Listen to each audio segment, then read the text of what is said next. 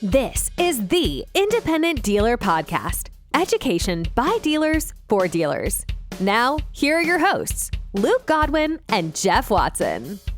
Hello and welcome to the Independent Dealer Podcast, brought to you by Buckeye Dealership Consulting. Tax season's over. We've been going like chickens with our heads cut off all over the place. Time to take a vacation. Luke, you're heading out of town. Where are you going? Yeah. We've had an international student with us for 10 months. So we're heading to Spain to take her home.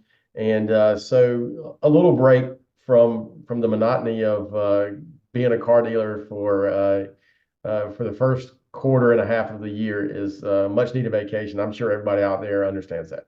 Yeah. I'm heading out this week to go do a week-long cruise, Eastern Caribbean with the family. So pretty excited to take some personal time, go have some fun, unwind, come back, even more excited to be in your dealership. So this week, we're going to bring you a recording from Buy Here, Pay Here United that we were at a month and a half ago down in Vegas. This was our dealer-led roundup session, or wrap-up session, you could call it, where Luke and I hosted and we answered questions from dealers, right? What else did we cover, Luke? Yeah, it's kind of the wrap up of the day. It's kind of bringing all the things that you learn in those sessions back to the forefront and getting questions answered that you maybe had during those sessions. So a lot of good information here, a lot of things to talk about. We talk about AI a lot. I know it's on the forefront of everybody's mind, but there's all kind of good information. Talk about finding money and things like this, but make sure that you check this out. And then when you do go to convention, which there's one coming up very soon, an IADA convention in June, about 2 weeks, write those questions down and go ask people, go ask other dealers, ask vendors, ask people in the know, because if you go there and you don't get these answers, then you really have not done anything. It kind of keeps you in the dark, and you don't want that. Yeah, the other great thing is when we're there, you're able to interact with the vendors. And of course, this is a great time when you're at convention, talk to the guys at Buckeye, discuss your reinsurance plans, how you're making back-end profit, how you can increase your CPI coverage. And also, we chatted with the people at Blytzpay and we talked about their cash network coming out. We talked about, some of the ways that we can increase our auto pay penetration, get people moved over. So going to convention, having your questions answered by dealers and vendors is just, it's the best way to really tweak the things in your dealership that need to be tweaked, right? Yeah, and one of the good things about the NIADA convention coming up is that pretty much every vendor will be there. So you can really get a lot of questions asked, and you need to support your association. So please get out there if you have time. Make that your vacation if you're not able to take other vacations, and learn from other dealers and learn from the people that are experts in our industry. Cool. Well, here goes.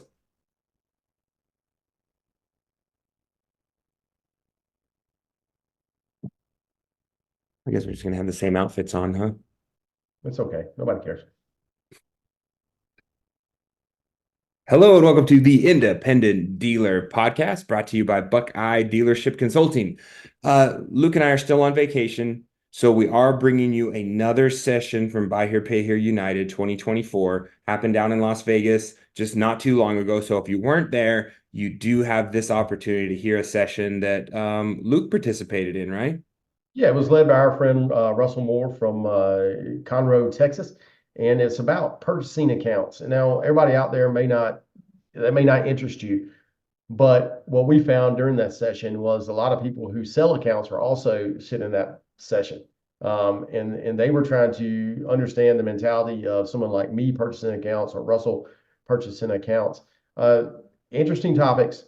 I come in on the latter half of it. And talk about my purchase that we just made, less than 2 months ago. And by the way, Jeff, it's performing at about what I thought it would perform at, even during a really hard month like May. That's hard to collect. I'm sure everybody out there sees that. It's really doing well. So hopefully this is something that we look forward to doing more in the future. Cool. Yeah. Again, this episode brought to you by Buckeye Dealership Consulting, as always, and Blytzpay, our good friends up there at Blytzpay. So if you need help processing your credit cards, you're buying a portfolio or selling a portfolio, getting those customers integrated into your automatic payment system is crucial. And like Luke's done, getting them integrated into his CPI system, his product. And so those are two avenues of integrating a new portfolio into your current portfolio. Say you're buying a competitor, or you're buying some notes from some other finance company. Having the ease of getting those people into your systems is super crucial. And of course, Buckeye and Blytzpay do it excellent. So hope you enjoy the episode. Here it goes. All right, so this is a dealer-led open forum. And the idea is to go over whatever you have questions on today. And if there's something you didn't have answered today, you need to ask it. Jeff, how are we going to go about? So the best way to get your question answered is to go into the Summit app. You guys have the app, go to this session, submit your questions through the app. We're going to answer those.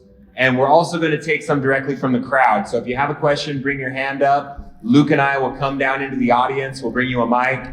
You'll ask your question. Now, the way this is going to work best, everyone, is we have a panel of experts up here, right?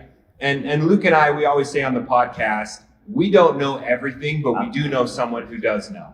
So we're going to rely on you guys from the audience to answer these questions as well. Because I guarantee you, if you have a pain point or you have a problem in your dealership, somebody in this room has experienced it, someone's overcome it, someone's figured it out. So if you do hear a question that you are qualified to answer on, raise your hand. We're going to bring you the mic.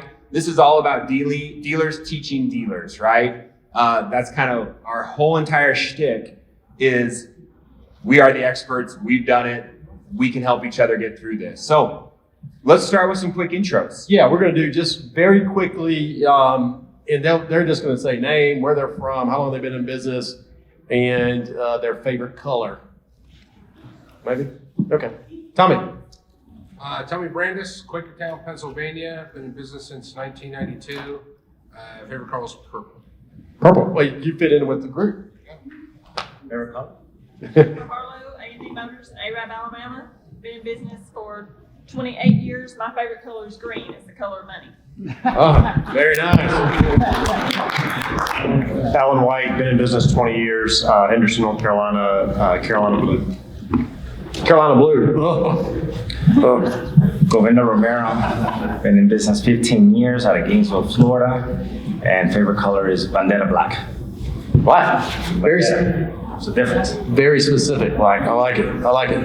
And I'm trying to copy Govinda's hair, and I'm getting jokes about it for some reason. Always will. Always will. Always will. All right, what we got, Jeff?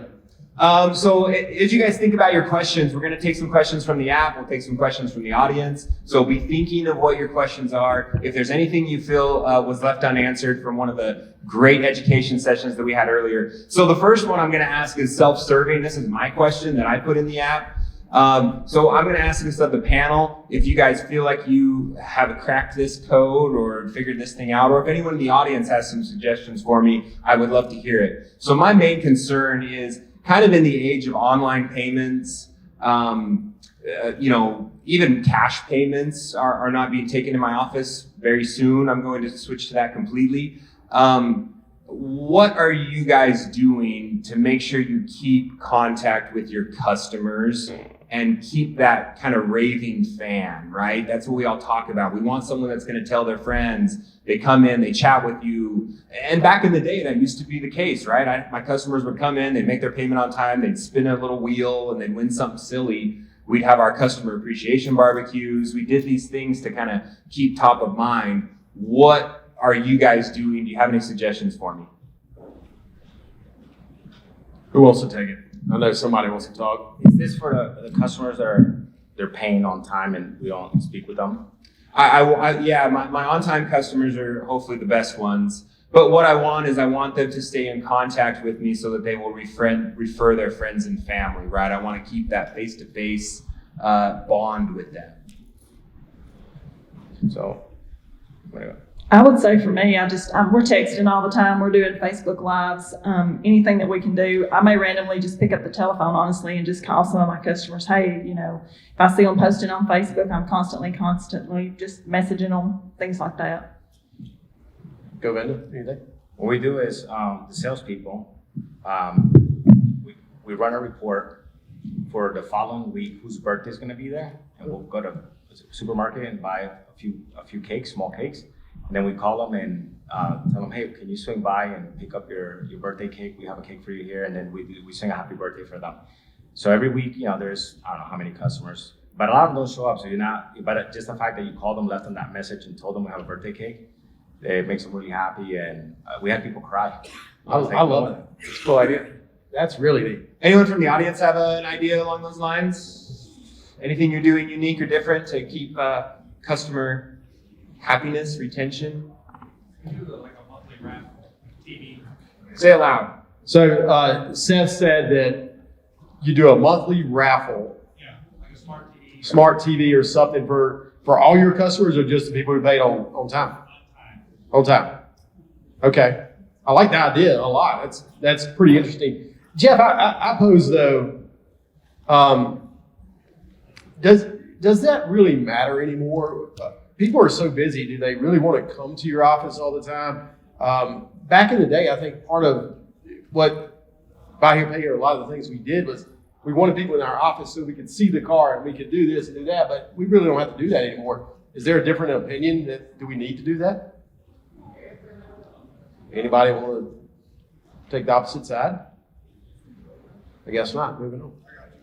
Oh, we got one over here. Jeff, how fast can you run? I'm not going to make it there. No? You see it? Way over there. I can sing if you want. Not really. Restate the question so we know what we're answering here. So, does it really matter? Does that face-to-face with your customer matter anymore in our business? And you say yes, and we've heard some really good ideas of how to do it. Does it matter? I definitely think it matters. I think the big thing that I think we as owners, operators, managers, whatever it happens to be, we forget a lot that we're not our customer. So you might be too busy to go to the bank, withdraw the cash, take it into Auto Express to make your payment. But sometimes that's all they got going on that day. That's all they got going on that week. And seeing Matt's smiling face when they come in and give them a high five, that might be all they got. They don't have, kids that they can afford to have in 5 different sporting events, and they got to drive back and forth across town. Sometimes that's all they got. We got a lot of customers that come in and we're really all they have. Yeah, that's super interesting. I do see that, and I was kind of arguing the opposite for no reason. Jeff, you got a hand up behind you. I really think it is important in our business because that's really what differentiates us from Cap One or Santander is that we know our customers by name and we're able to, or our collectors know them by name and face, and they're able to make that connection. I was just wondering if there was anybody in the room or on the panel that have ever offered customers any debt consolidation counseling or any budget counseling as an incentive for our customers.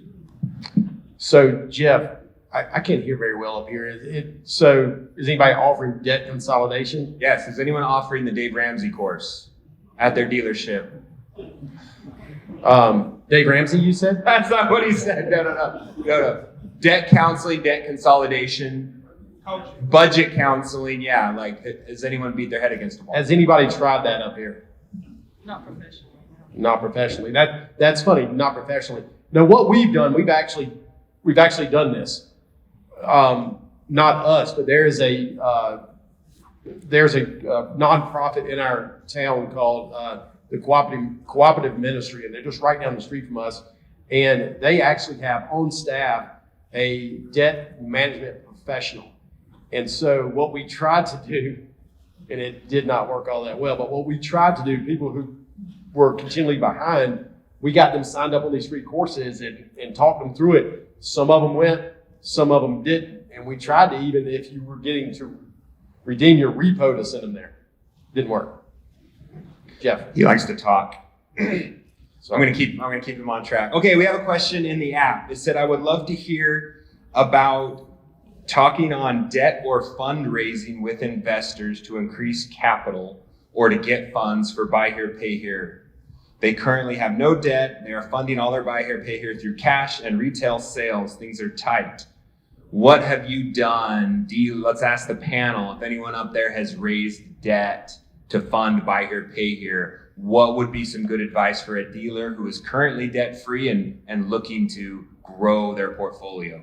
Is this specific to private investors or banks in general? We could just probably both. Okay. What's your experience? Who wants to start? Alan, thank you. I would say one of the things so I'm with a larger lender who's pulled back in the industry like a lot of the larger lenders, but I was able to get my loan renewed for another 3 years recently after being told that I wasn't going to get it renewed after I understood why they were pulling back. And they used the term full wallet, and a full wallet customer is a customer that takes multiple products from the bank. So if you think about a lender like Texas Capital or Wells Preferred or BMO or any of the larger First Nationals, and I think this translates even further down the chain when you get to your smaller banks in your community. You need to go in, and the conversation you need to be having is around the full wallet, which means what else can you bring to the bank? You know, if all you're doing is going in there and talking about, I need to borrow $500,000, I need to borrow $1 million, I've got this tranche of business that I can give you, I think you're going to, in today's environment, going to get a no. You need to be talking about bringing your checking accounts. You need to be talking about bringing your business credit card accounts. You need to be considering merchant services. And I know merchant services is tied into your DMSs and all, but at least have those conversations with them. I was able to get my deal renewed because I was able to check 5 boxes. And even one of the boxes was an interest rate swap. It's kind of out of the picture of what we talk about here a lot of times.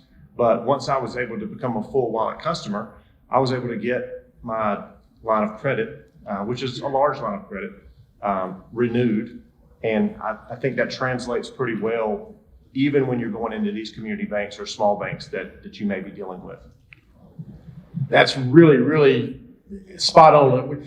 We had a podcast about this a week or so ago, and that was one of the major points was you got to take that business to that bank because they will return a favor. Anybody else have anything to add to that? Well, I want to know about private investors. Has anyone in this room gone to retail type investors, private, the guy down the street?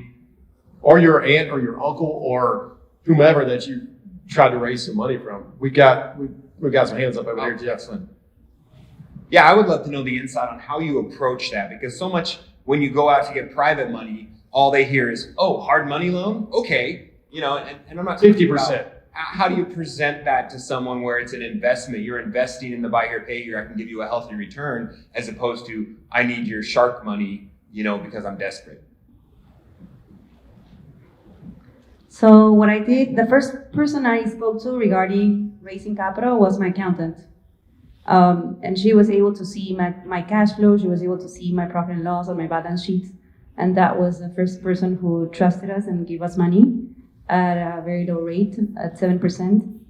And this was within the past 12 months. After that, I went to my best friend, and she also gave me money at 7%. But because she sees that we've been growing, she sees that most of the time, in the past years, we've been traveling a lot and having quality of life, and basically the businesses have been supporting us.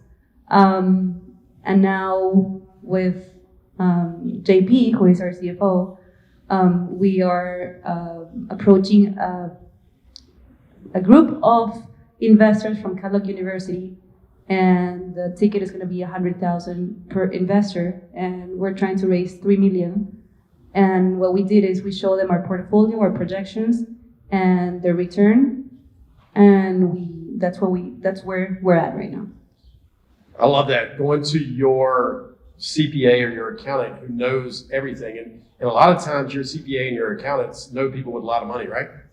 That need to get it to work. That's a good point, Luke. Knowing people with a lot of money, right?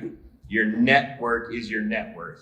And unfortunately, guys like me who come up through the used car industry, I don't have a club account. I'm not at the local, golf course like Luke is, swinging clubs next to millionaires. But as you grow your network and you have those conversations with the people around you, you know, whether it's a social club, a religious club, a golf club, you start putting those feelers out there, that money will find you. Because as buy here, pay here, we can pay an attractive interest rate, right? We do okay, and we can give people something that can beat the market.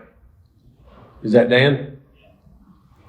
There's an organization called the Angel Capital Network. Just Google it, and it'll give you groups of accredited investors in a neighborhood near you for whatever it's worth. And you know, these are sophisticated, accredited private investors who you know, are generally making investments in high risk. I'll call it. They see big returns, but not returns on everything they make. So they're accustomed to risk, and they're good with that. But again, Google Angel Capital Network. You'll see all the angel groups that are in the country, and you can find one near you and engage in a conversation. That is great advice. We got one more over here. One of the things that I did in particular was contact the SBA. The reason why is because I'm the actual owner of the business, and when you're a female minority, they actually have money to give to you at a low interest rate. So that's where I got my funds. Did they do it as a buy here, pay here? Did they know that's, or were you doing a purchase of a car lot or a purchase of your flooring line? I just asked them for a line of credit as a female in business. And I would say don't use the word buy here, pay here when you go talk to them.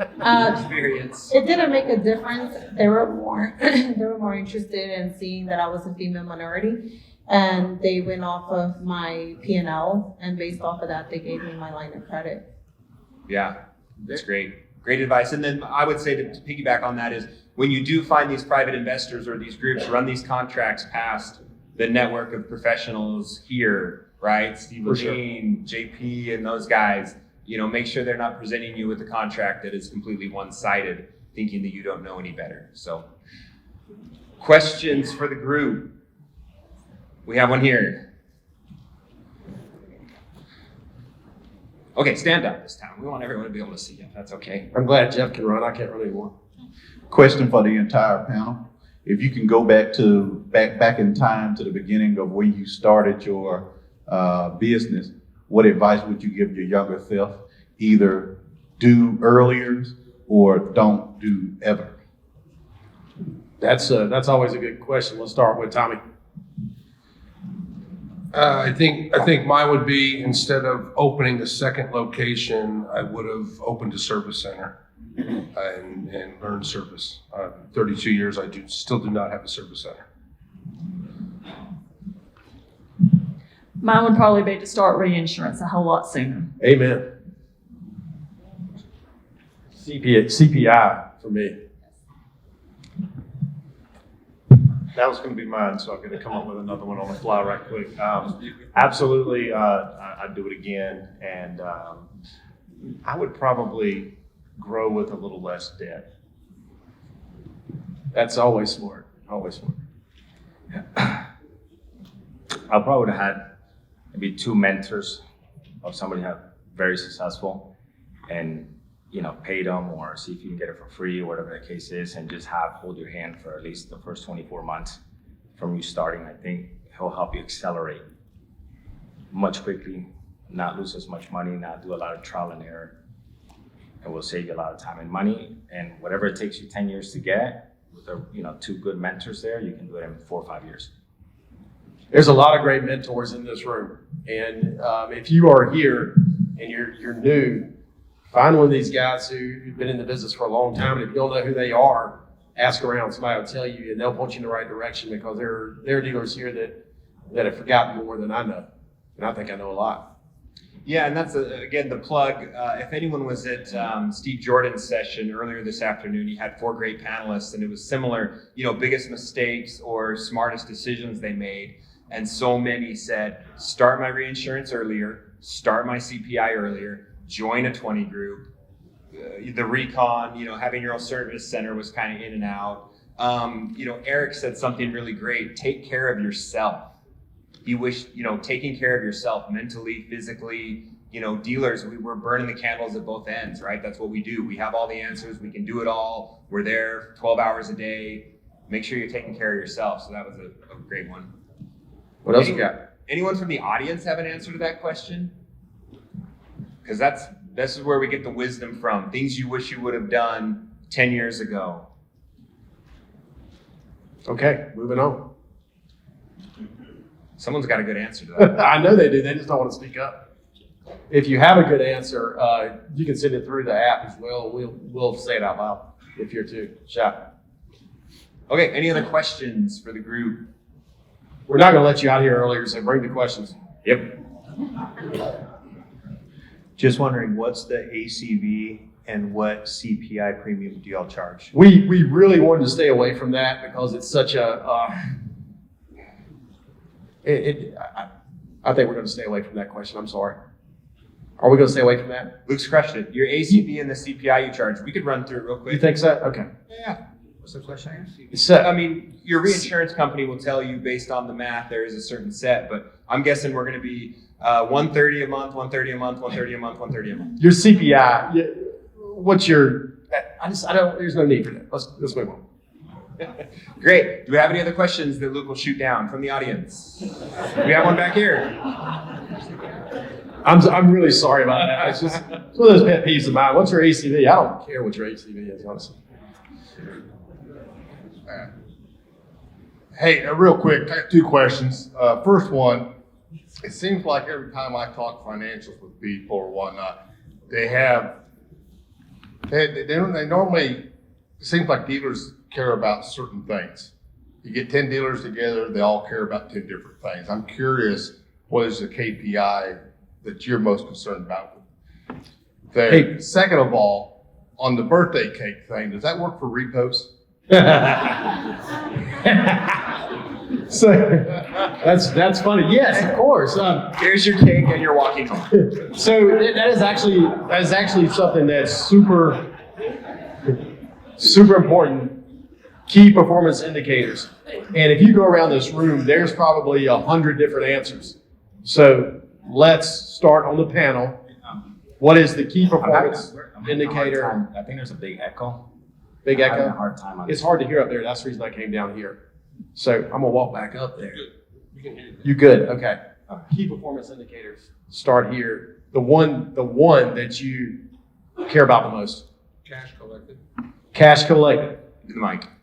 Delinquency. Delinquency, and you're looking at 1 day, $1? I'm sorry. 1 day, $1 delinquency? 1 day, $1. Okay. Delinquency. I mean, I would say charge off, but maybe another one that I like, I guess one charge off then. Charge off. Okay. And really that's all collections, right? What we just discussed is all collections. Who has something in the audience that's a key performance indicator that is not all collection? We are all buy here, pay here, so I do understand. Is there something other than what they pointed out that's a key performance indicator that goes along with collections? Not everybody raise your hand at once. The other one I was going to say in underwriting is, however you grade your customer, how many high grade customers are you putting on the books? And if, because those are going to perform much better. Key performance indicator is net income, and I'm always surprised how many dealers cannot produce a financial statement. I 100% agree. A lot of people don't understand how to read financial statements, and they need to develop that skill. Net profit is a great keeper. It's a great KPI, but you got to know the other things before then. So what is something that you look at? Jeff, walk back. Listen. What leads you to that net income? Well, all these other numbers that I said are key performance indicators that you're looking at, and as long as you're not playing games on a GAAP financials, that'll tell you whether or not you're really cash flowing and profitable. What most dealers don't even realize is if you're running at a 30% net charge-off ratio, but you use a 10% reserve rate, you're fooling yourself. You're probably losing a lot of money that you don't even understand. Be real, know the number, know what your net charge-offs are, and that's your reserve rate. That's your CECL. So when I'm a GAAP expert, by the way, and that's what I've been doing my whole life. So net income tells you whether or not that is your scorecard. Either you're doing well, as long as you're using the right numbers and not pretending. And that's, but my pet peeve in the industry, having been a commercial lender in the space, is nobody can produce a financial. You don't even know what the scorecard is. You're measuring one thing, or you're looking at delinquency, but you have no idea. Are your expenses out of control? Because couldn't be collecting the cash. You can be having net charge-offs low, but your expenses are out of control and you're still losing money. That is your scorecard. I was that dealer not long ago where my KPIs were perfect, but my expenses got out of whack. And that is very, very smart to deal with expenses. Who knows their collateral recovery rate? You guys all track your collateral recovery rate, right? If you don't know what happens if your collateral recovery rate is lower than your cash in deal? You're going out of business. That's what he said. So get those two numbers: collateral recovery rate, cash in deal. Do that ratio. If that's a negative, it's probably, unless you are very good at CPI. We're putting CPI in a different basket. Okay. Where were we at? Where did I see a hand? Awesome. I guess I have a question in regards to financials. We have a pretty decent sized operation, pretty good at moving inventory. However, when it comes to being able to track every little expense, it's always been a huge pet peeve. You watch Shark Tank, you watch all these shows, and they say, know your numbers. For me, it's just almost, it's a full-time job trying to keep track of those. And if you outsource that to, or even somebody in-house, what I found is I'm a control guy. I want to know every last metric. And so if I pay somebody to do it, they might account for something wrong. And then on top of it, I have I don't know how everybody else does theirs, but for instance, this might be a write-off. And how do I track those personal business expenses versus the business itself? And maybe what systems are you guys using? Are you paying accountants? How are you accounting for, $3,000 a month in gas on 30, 40, 60 different cars and keeping everything in track? What tools are out there to be able to do that? Did y'all hear the question? Okay. Can you simplify that question, Jeff? I'm going to summarize for Tyler what I heard. So he said, if you guys can hear me, was what are you using to track expenses? And are you using someone internally as a controller to track those? Any systems or advice around tracking your expenses? I'll start with that.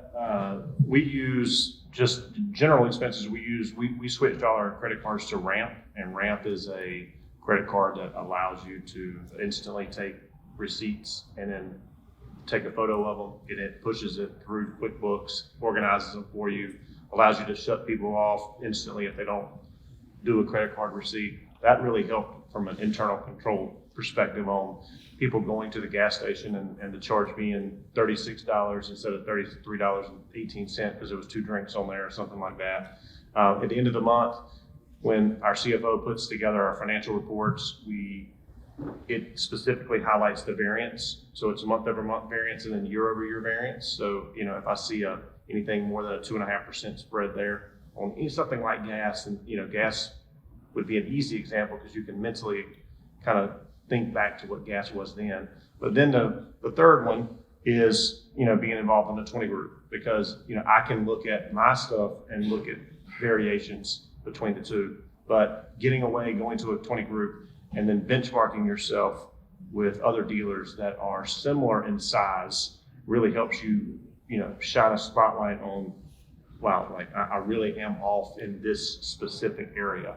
Like data processing or merchant services, or some of these really, really large items that you just think, well, I can't do anything about those. So being part of a 20 group really helps shine a spotlight on those specific issues, and then also gives you an immediate access to someone that can tell you what they're doing, and you can immediately fix it. Yeah, for sure. That's how I found out my expense problem. We have a question from the audience that I want to hear the audience's input on. Any experience with hiring an outside collection agency versus doing collections in-house, which I think is what most of us probably do, in-house collections. Is anyone successfully outsourced their collections? I'll take that one too, then. Okay. Well, we're going to let somebody from the audience go first. And then, because I know several people in here have it, so I may have to call on people. Yeah, we run 10 locations, about 8,000 accounts, and we found Lewis, who's here. So you might want to ask this guy.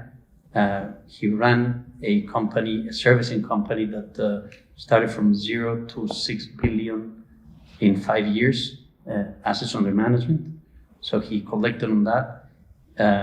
We found that he understands buy here, pay here well, and he helped us reduce losses by about 20% within 4 months. We were not expecting that level of commitment to us, so you might want to ask that guy there. Who are you pointing at? Lewis, raise your Lewis, Lewis is right here. Lewis got a plug. Lewis is going to collect your money. He looks like the kind of guy that will break your kneecaps if you don't.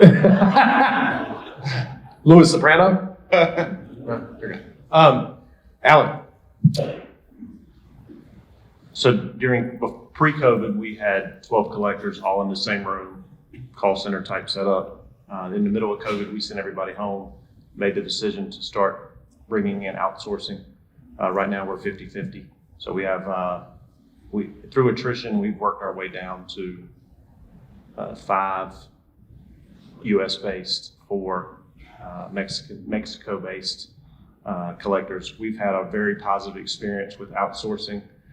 We found a sourcing or a staffing agency down there that also collects for Westlake, Credit Acceptance, some of these other really large buy here, pay here style accounts. And so when I say I need a new collector, they'll send me 10 applications. They know more about CPI than anybody that I can bring in. They know more about how the warranty works. They know it's been a very positive process. The idea that you're going to hire somebody in another country that doesn't have any experience, no, that's not what this is. I mean, if you're going out there looking for outsourcing, you're really finding the talent that you're looking for here. It just happens to be in another country. And I do know that Mike, didn't you just do this? Mike, not Mike. Anyway, Mr. Anderson, I'll say that. How about that? You just started doing it, right? Jeff, can you head back out? And you're in the Philippines, right? You're not in the Philippines. No, I'm here today. I'm here today, gone tomorrow.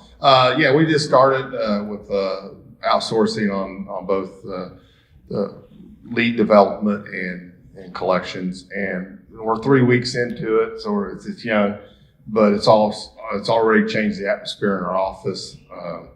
We're a pretty small company, about 700 accounts, and family was doing a lot of the collecting, and that stuff went home with us, and we talk about it, and you don't have a very good date night when you're discussing delinquencies and in the future. And then she buys you that jacket as punishment. Yeah, that was funny, Jeff. I let my wife shop for me once. That shirt that shows your guns. Yeah. So there was another question that we'll kind of modify a little bit, Jeff. There's been a lot of discussion about having everything kind of online approvals, online shopping before they get to the dealership. I know everybody's doing it, but what is the overall feeling? What's good? What's bad when it comes to starting everybody online and finishing online? Guys, let's Alan, we're going to not let you start this time. We're going to let Govinda start. Repeat the question. The process of application online, approval, and selecting car before they get to the dealership. What's good, what's bad about this in your dealership?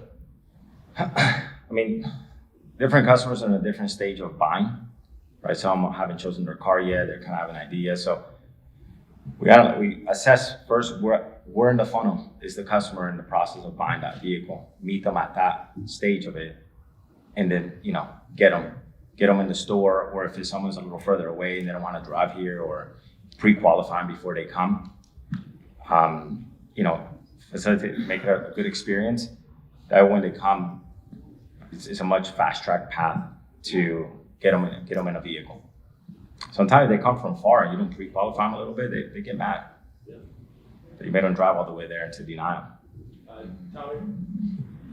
I think I've finally gotten to the point where I'm okay with approving an application online. It's been a while. But as for picking out a car ahead of time now, I think I'm at the point, I'll approve the application, bring you in, and we'll discuss the car. Jennifer? We do actually do the online approvals. Usually we have a list of cars and they can come in and just shop from whichever one that they qualify for, but we will go ahead and pre-approval. Alan? We want you to come in. We want you to come in. We want to talk to you. We sell enough cars that way. We feel like we get a better customer. That being said, I do believe that 2, 3, 4 years down the road, it's a must. So we spend a lot of time collecting data. We score everybody. We scan in every POI, POR. We run credit reports. Through our scoring system. So we're collecting as many data points as possible and have been for the last 5 years in our scoring model so that we can perfect our scoring model to eventually get to the point where we can do a full online credit report. But at this point, I think that the scoring models I kind of view them as sort of like buy here, pay your websites. They're always half as good as every other website on the planet. And I think scoring models are a little bit like that. They're just old and they're not good enough. And so if we start trying to grade our A, we're using technology and data that the big companies have had for years, and we're just chasing something I don't think we can achieve yet, in my opinion. And so I'm a big advocate of, selling the program, selling why we're the best for our customer, selling our brand, then letting them come in and do it the old-fashioned way. I think that there are 2 great ways to do it. Is there anybody in here not approving any customers before they get to the store? Jonathan, you raised your hand, but you said no. Okay. So we try to get them approved before they get to the store. Jeff, how about you? I'm starting to sing a different tune. I think during COVID, everything was about remote retailing and getting them approved, fully approved. Come on in, pick out your car. I got you done. And I'm going the other way now. And I'm saying, get their name, get their phone number, and get an appointment. Old school. Get them in front of you. Let's sell them on who we are. Let's sell them on our program. Let's sell them on the why buy. Let's make them our best friend. And then after that, it's easy. I think that's the buy rider model, right? Is to there's a bunch of really big buy riders in this room today, and it's get them there, interview them, make sure they're the customer we want. And I think there's a lot of money made that way. I don't know. I'm going back. I'm going years ago, I would have been the other way. But. I'm going the other way. That's unusual for me. I'm usually the one who hates technology. Only because you don't know how to use it. That's exactly right. And we got a hand up way over there. Oh yes, excellent. Just why are you going back? Why is Jeff going back? Why am I going back to wanting to sit in front of the customer? Part of it is character. I feel like that's very important in the underwriting process. Wanting to meet them, talk to them. And then the other part is just, my approval doesn't mean anything to them. They're going to go get another approval from the next dealership.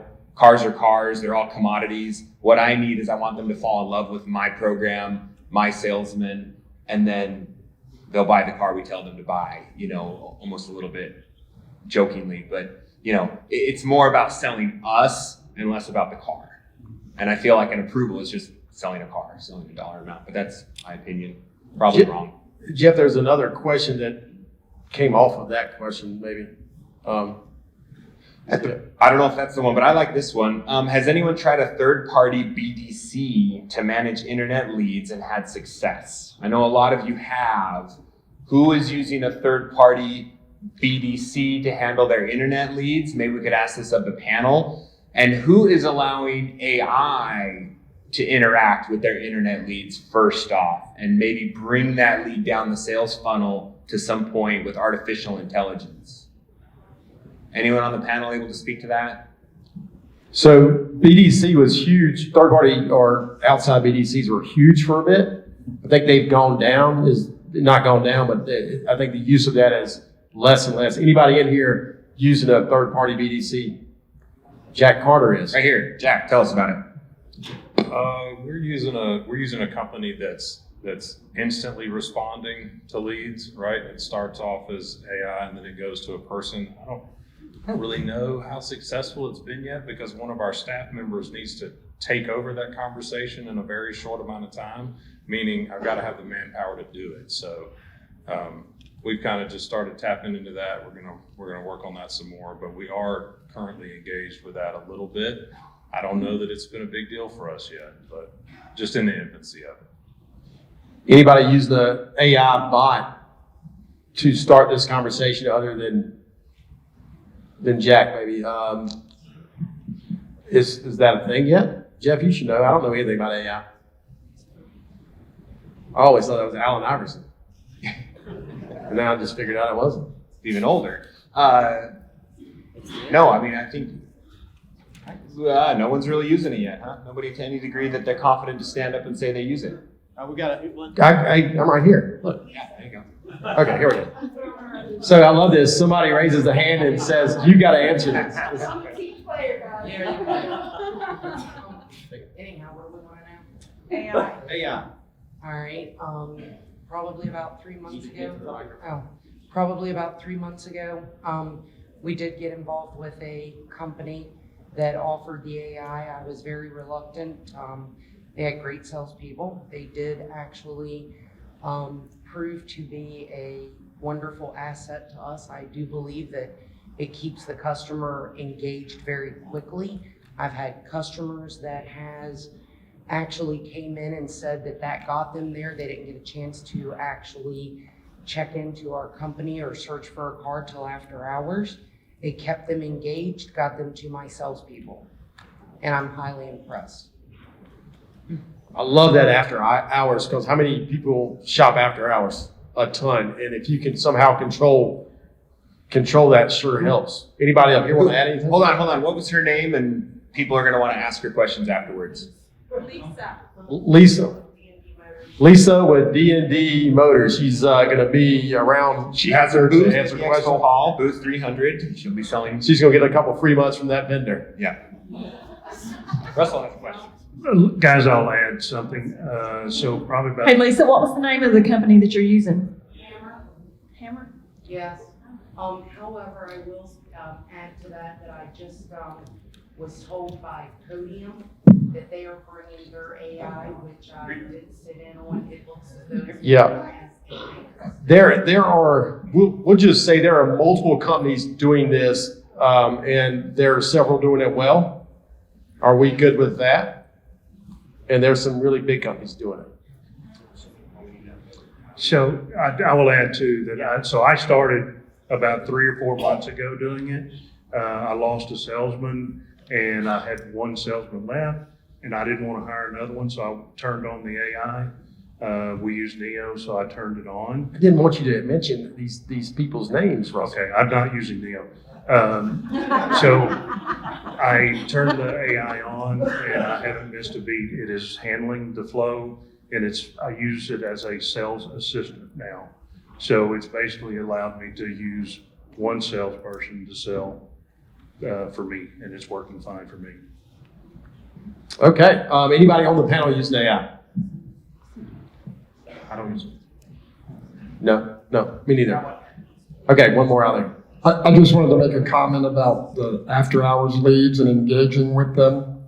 One of the things that I think you should measure as a dealer, if you have the system capability to do so, is when that lead comes in after hours, how many of those customers actually apply, actually get approved, and what is the grade of that customer? We have found at our dealership, as an example, Sunday leads, we get a lot of them. We get a lot of applications. They turn into poor deliveries if I look at the static pool. Just a comment to make. That's interesting. I never would have thought that. And I know y'all do enough deals to know those numbers. And you need to know, guys, these lead providers that promise you more leads quantity and quality, right? There's a quality. I would rather have less leads that are higher intent than just flood my CRM with a bunch of leads because you're just bringing me a bunch of trashy Facebook form leads, right? Yeah, more leads don't always mean more sales. More ad spend doesn't always mean more sales. Along those lines, I want to get to this question. I wasn't going to at first, but interesting. What are some things that would make you say no to a buy here, pay here application, even if they had the right, quote unquote, right money down? And we're going to go But I want to stop that real quick, Luke. No, I want to point that out. Quote unquote, what is the right money down? Let's say big money down. Is there a down that will make a successful loan for As my is Chuck in the portfolio room, Chuck will analyzers tell in you the that. back? One lump sum. Full cash price. Full cash price, he said. That is a successful loan. Give the guy a prize. So that's something that we all talk about. So is there one thing, let's go down the line. Is there one thing that if someone even had half of the money down on the car, you would still say no? Kavinda, start with you and walk down the line. Half of money of the sell price or ACV? Half of the money of the sell price. I don't know. It would take a lot. That's a mine. pedophile. That's mine. Yeah, half the money, no, but much less than that, it would be distance from the store. Distance from the store. That's because you worry about skips or not able to service it properly. Jennifer? I would say no on some of them. Yes, it depends on their attitude. You know, if they come in there with a sense of entitlement or something like that, and it's like nobody I want to work with, then I'm just not going to sell them a car. Yeah, some customers aren't worth anything, right? Yeah, Jen's right. I mean, the attitude, you're selling a car today, but you're collecting over 36 months. So it's who you're going to deal with and who you're going to really subject your team to is the bigger picture. And what I want to clarify is down payment, the size of the down payment does not indicate the success of the loan, right? Correct. It's not like suddenly they got to 30% down and now this loan's going to be successful, right? What you guys were talking about, those would apply whether they had 500 down, right?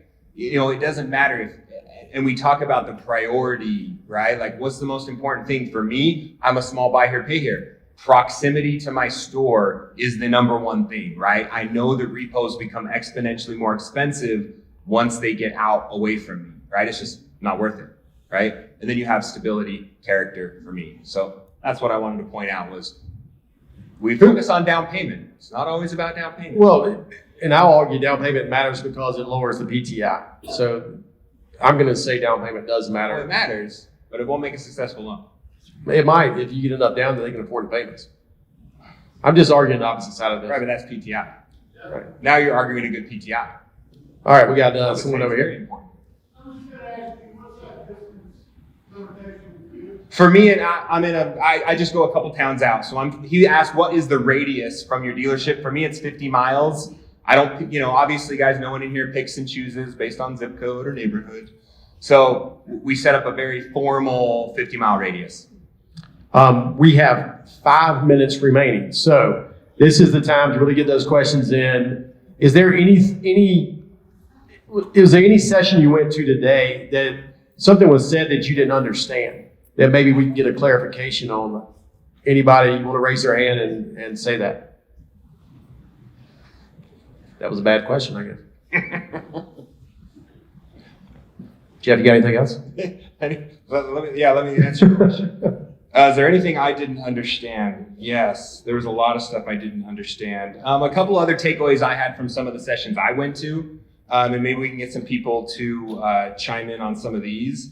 One thing that drew my I circled was we as dealers and as owner dealers, we are firefighters and we are carpenters, right? So our job is to find the fire in the dealership, put it out, and then rebuild it so that we don't have another fire, right? That means if you have a fire in your dealership and you're getting phone calls right now from your staff back at home, that means you have a broken process.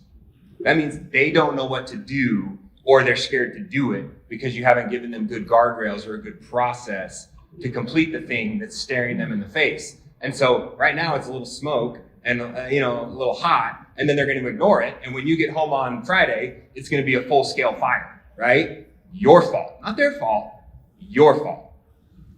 Do you guys experience that? Anyone on the panel have anything And how do you fix that? I've experienced it. I mean, culture kind of starts at the top, and sometimes they look at their ringleader to lead them in the right direction, and sometimes you just fail at doing that. You just got to try to do better the next time. Somebody said today in one of the sessions that sometimes you have to build a process as you go. The first process you build doesn't work, right? Yeah. And I think we all experience that you just have to rebuild the process every time something breaks. And you do have that problem because you're going to get a phone call. You got to refine it, make new rules, set the process back up, and go again. And that's what I find interesting. If you guys look at the poll question that we asked in this session, it says, what is currently causing you stress?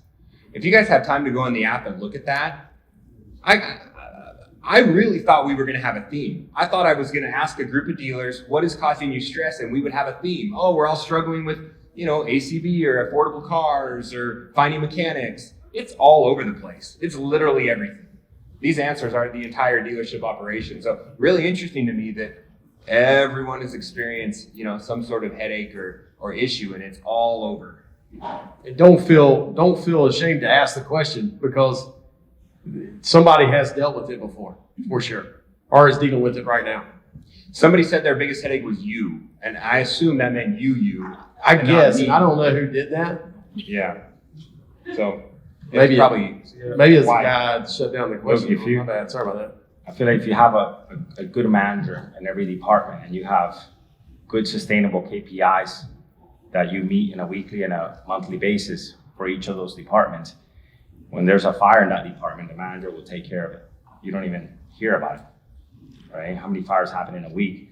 You have KPIs that you track him, you pay him performance based on those KPIs, and the manager keeps evolving and getting better in managing that department, and those fires won't go up. For sure, you got to hold people accountable, and you got to make sure you have people that are capable of doing their job. Sometimes we hire people because we like them, but unfortunately, they're not capable of getting the job done. Jeff? We've got a couple more minutes before we wrap up. Anyone have a burning question that they want to get in before we finish this? Macarena? Yes.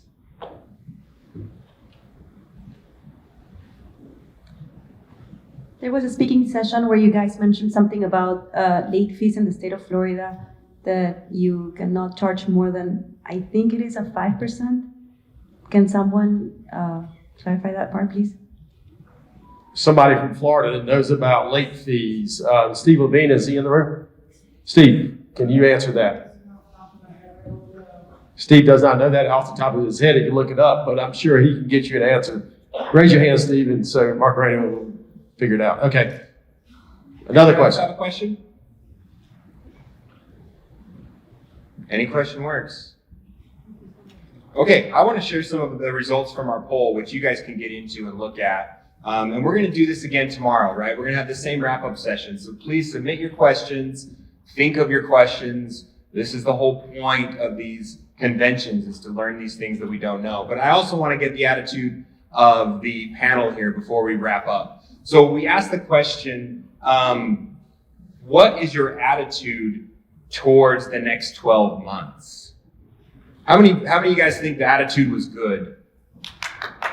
Yes, thank you, sir, gentlemen, enthusiastically. How many think it was bad?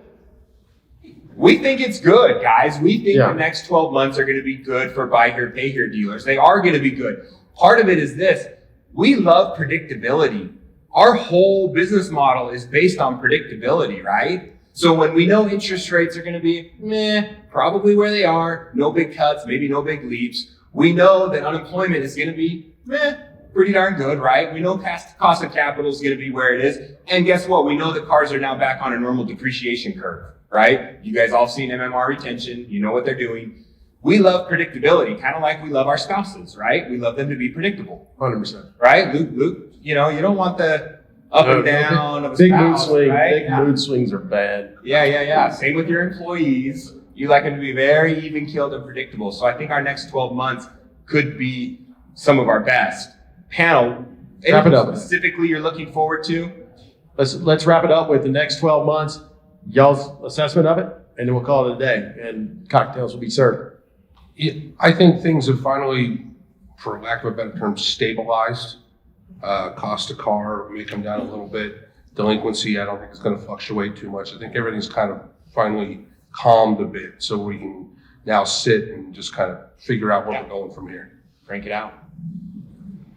I agree with Tommy. I think everything's stabilized too, and it's going to be a good 12 months. It's going to be a good 12 months. Competition is going down, and our customer base is growing. Yep. Go, Vinny. If you keep working on your processes, being more efficient, organized, it's going to be an amazing 12 months. You control the next 12 months. Yeah. It's the perfect storm that the interest rates are high, banks are pulling out, employment is good, prices are coming down. It's a success. Go. Let's go. On the pedal. Thanks, guys. Thank you for being here. We'll see you tomorrow. Thank you for listening. Please leave us a review. We'll catch you in the next episode.